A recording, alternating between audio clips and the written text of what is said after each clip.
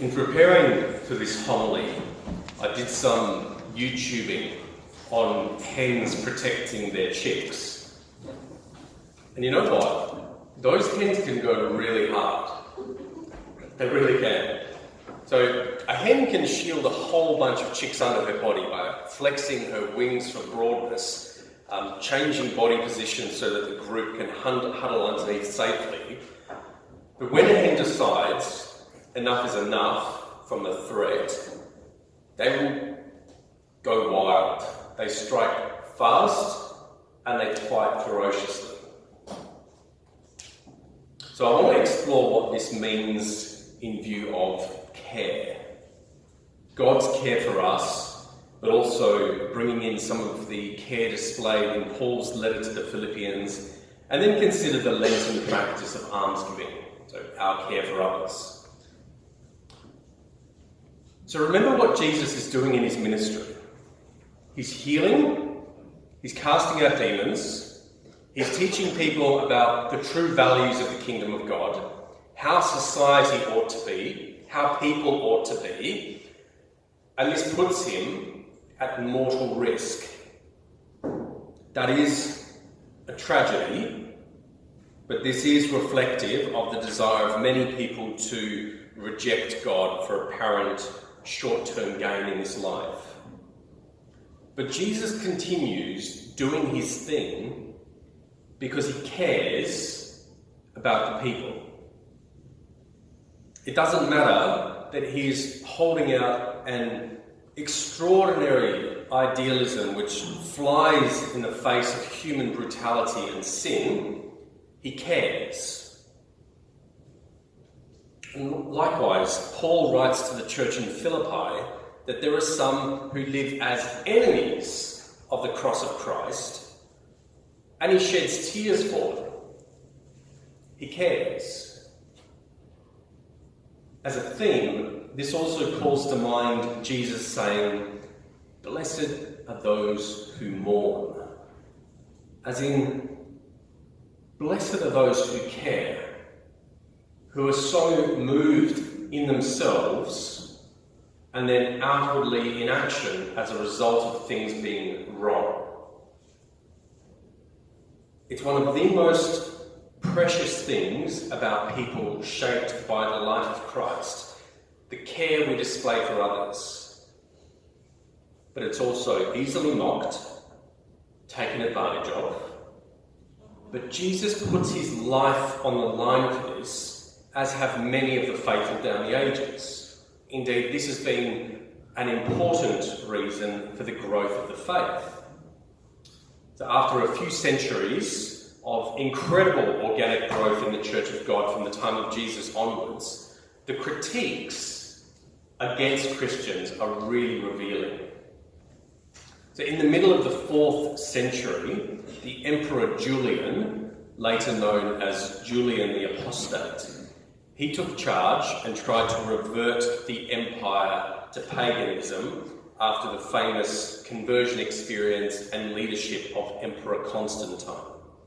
So Julian re-established pagan temples, he wanted the schools redone to be paganised, rescinded privileges granted Christians, imprisonment, all that kind of stuff. But here's the funny thing. Julian complained to his associates that a main reason Christianity had become dominant was their moral character, their benevolence towards strangers. In other words, their care.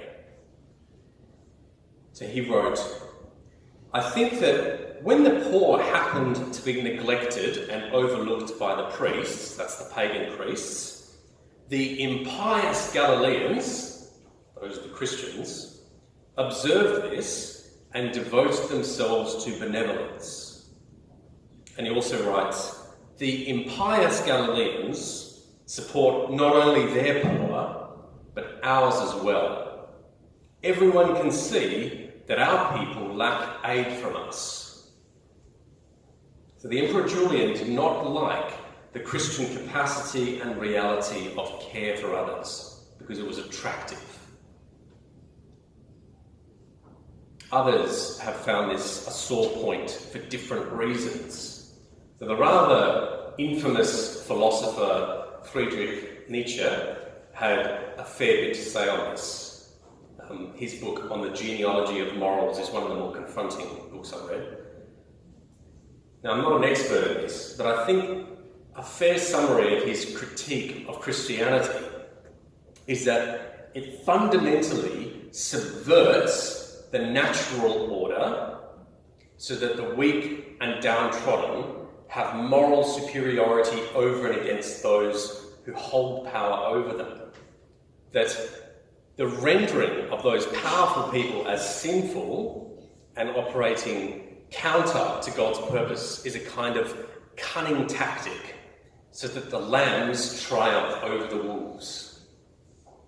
The master morality, as he describes it, which celebrates strength, self-determination and power, is overcome by slave morality, which honours meekness, humility and self-denial, and tempers the inclination to domination and pride. So he hates that. And he's actually kind of right about it as well. That's what happens in the Christian framework. So I must say, care inspired by Christ is risky, mortally so. But if we are to be Christian, we can't do otherwise.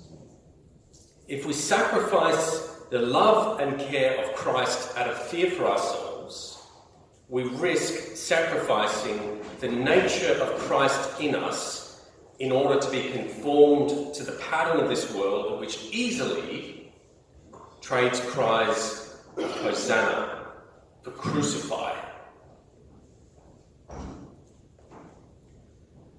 That being said, and this is a vitally important caveat, this must be implemented with extremely careful discernment and not without muscle to back us up.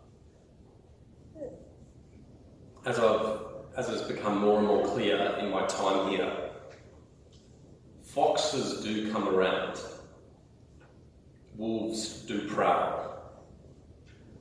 This can be as true of us as an individual, as a family, a community, or a nation. Wolves do prowl. And when that happens, it may be that we need to either woman up or man up and be a wild, holy chook for the Lord by the Spirit's power. That's the title of the sermon. Wild, holy chooks for the Lord. Discernment is key in this, right? And it's hard. It's really difficult.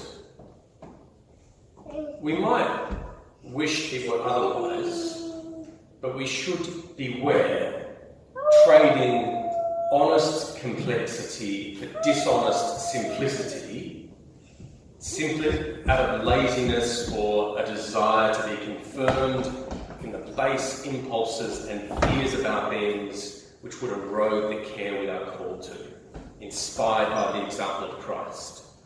Do the hard work of discernment as a disciple. Risk caring, risk loving.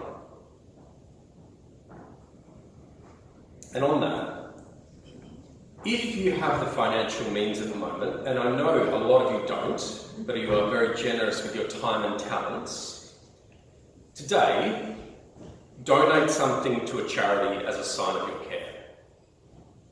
Anglicare WA, Anglican Border Mission, or whatever you choose, but inspired by the Lord, offer a sign of care. The Lord be with you.